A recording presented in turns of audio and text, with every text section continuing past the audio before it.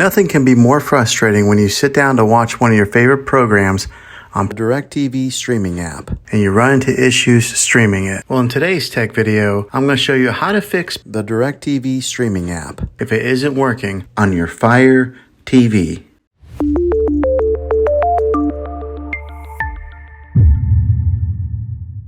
Let's see if we can fix your problems and get your DirecTV streaming app back up and running as quickly as possible. The first one, it's the easiest one to try, and that is to unplug your TV from the wall outlet and wait 60 seconds. Now don't be impatient here, wait the whole 60 seconds, then plug it back in. This is very different from turning your TV on and off with your remote control. This is what we call a hard reset of your TV, so make sure you do this method. If that doesn't work, then find your router that is giving you Wi-Fi and unplug the power to that for 60 seconds. Then plug it back in. If it fixes it, great. If not, let's go ahead and move on to the next method. Try deleting the DirecTV streaming app on your TV. Go to wherever the apps are located on your system and remove the app altogether. Then reinstall the DirecTV streaming app again. After you reinstall it, you might have to log back in with all of your credentials, but hopefully this will work. And if that doesn't work, then I recommend buying an affordable Roku stick, Fire Stick, or Apple TV 4K and plug that into your TV and use that as your main streaming player. And you'll be able to access the DirecTV streaming app that way. I'll put links in the description down below of where you can get one. Well, hopefully this video was helpful for you.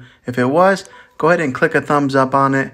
Go ahead and subscribe to my channel. I make tech videos all the time, and I would love to have you back in the next one. Take care.